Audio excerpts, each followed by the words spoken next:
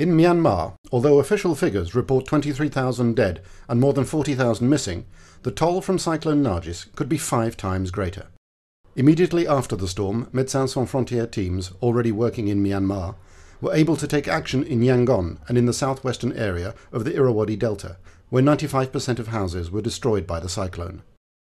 MSF teams have distributed food, plastic sheeting, jerry cans and other essential non-food items.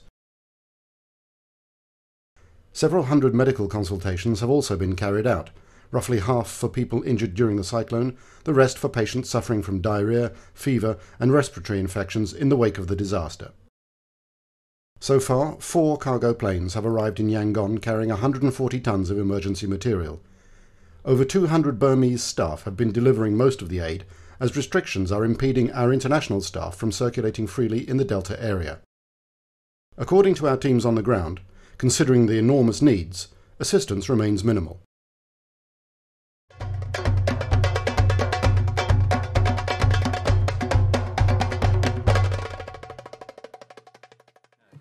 Four pots, a pot a week for the next 28 days.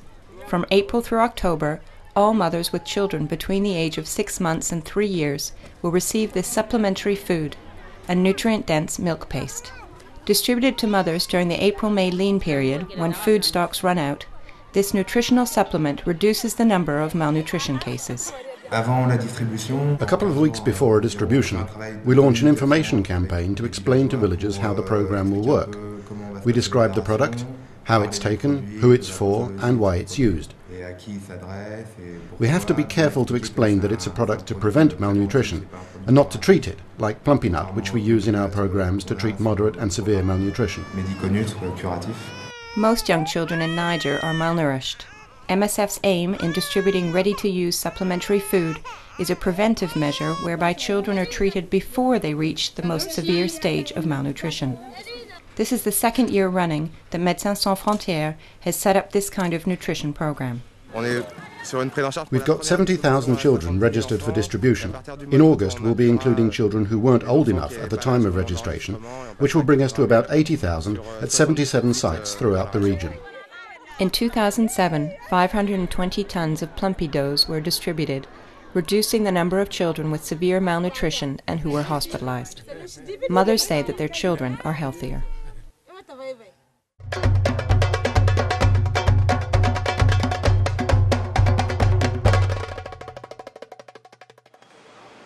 A new drug has appeared on the malaria frontline. It's called ASMQ.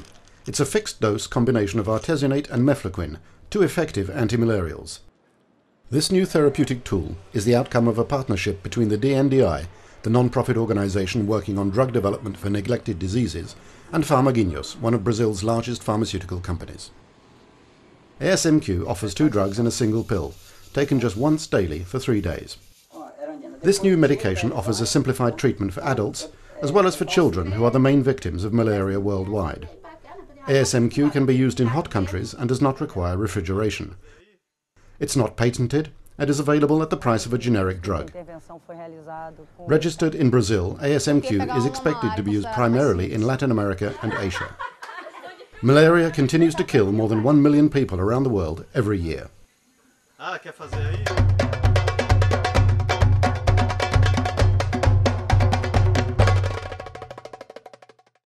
A program for Central African refugees has been set up in northeast Cameroon. The majority of these refugees, whose numbers total between 12 and 15,000, are Bororo. They have gathered in an area close to the Central African border. Some have been there for 2 or 3 years, while others continue to arrive. Many are scattered in villages, but the majority are living in the bush and are not receiving any aid. They've lost everything. Either their village was ransacked, or they were attacked by armed bandits who kidnapped their children and demanded ransom, so they sold their livestock. They have literally nothing. Following an evaluation, our coordinator met with the authorities to negotiate the opening of a program to provide free healthcare. We want to make sure that these people have access to healthcare. Our teams will provide medical consultations, they'll vaccinate, screen for malnutrition, and maybe we'll try to ensure access to drinking water too. We plan to work in 3 health centres and to set up a structure for the care of inpatients.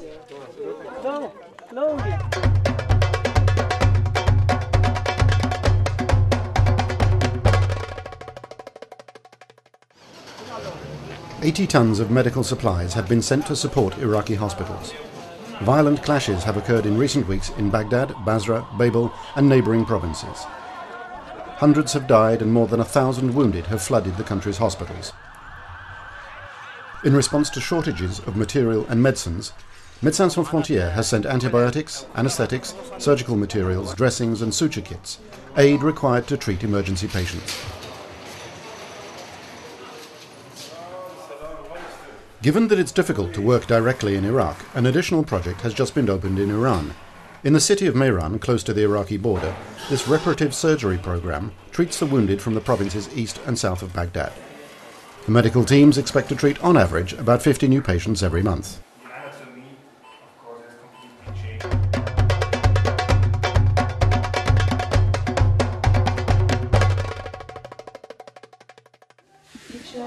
Barely 8 days old, Akesh is being bottle-fed by his grandmother. He'll never know his mother, who suffered a ruptured uterus and died during childbirth. The maternal mortality rate is very high. I think that there are 1,000 mothers dying per 100,000 live births. And my vision, and rather the vision of MSF, is to try and save in 1 year about 250 maternal deaths. On average, 5 to 6 life-threatening operations are performed every week. In addition to gynecological and obstetric care, MSF also runs a nutrition program in Awil's civilian hospital. Approximately 100 children are hospitalized in this treatment center for malnutrition-related illnesses. The less severe cases are treated on an outpatient basis. MSF distributes non-food items and a food ration to the family of each child admitted to the program. For the most part, these families have just returned to South Sudan. Since the signing of the peace accords 3 years ago, 2 million refugees have returned to their homeland. But they've come back empty-handed to towns already suffering the consequences of more than 20 years of war. In addition to these returnees are the displaced populations who have fled the recent clashes along the border with North Sudan. Every week, MSF sends medical teams to 3 different camps where they provide medical assistance and nutritional care. Now we are leaving Alpha Lima to... En route to Mending Akok, where over 5,000 refugees and displaced are living, and where MSF is running a measles vaccination campaign for children between 6 months and 15 years of age. MSF also runs a nutrition program here. We're screening children who are either severely malnourished or moderately malnourished, and we're taking them into our program and giving them supplemental food. We're giving the severely malnourished, we're giving them a supplement of food as well as treatment, prophylactic treatment, and the moderately malnourished are mostly just getting the supplemental food. Then we come back on a weekly basis to monitor all these children to make sure that they've eaten the food we've given them and to bring them another supply, and also to check the weight, and hopefully they'll be gaining weight with each week.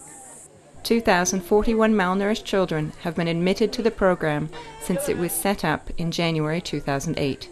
Médecins Sans Frontières expects to treat more than 5,000 children over the course of the year.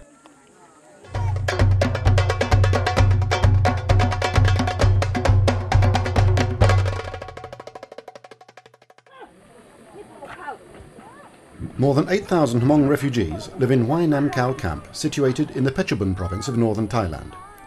Having fled violence and persecution in Laos, they now fear being sent back, and with good reason. Last February, 4 families were forcibly returned. According to the Thai authorities, they were on a list of voluntary returnees, but this version is disputed. La situation qui nous a semblé mettant le plus en cause. What made us doubt that these families returned voluntarily was the case of a woman who was taken away, but who left her children in the camp.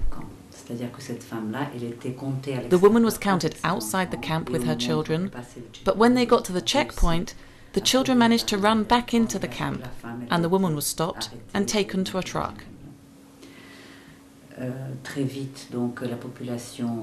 Very quickly, the population started to panic. They realized people were being taken away by force in vehicles. The refugees started crowding behind the barbed wire. They came to see us. The tension in the camp was terrible, with everyone saying, "That's it, the deportation has started, they're going to take us away, they're going to force us out. You mustn't leave us, don't go away over the weekend, come on Saturday and on Sunday, we're afraid, stay here overnight with us." Since 2005, Médecins Sans Frontières is the only organisation working in the camp, providing medical and logistical support for the refugees.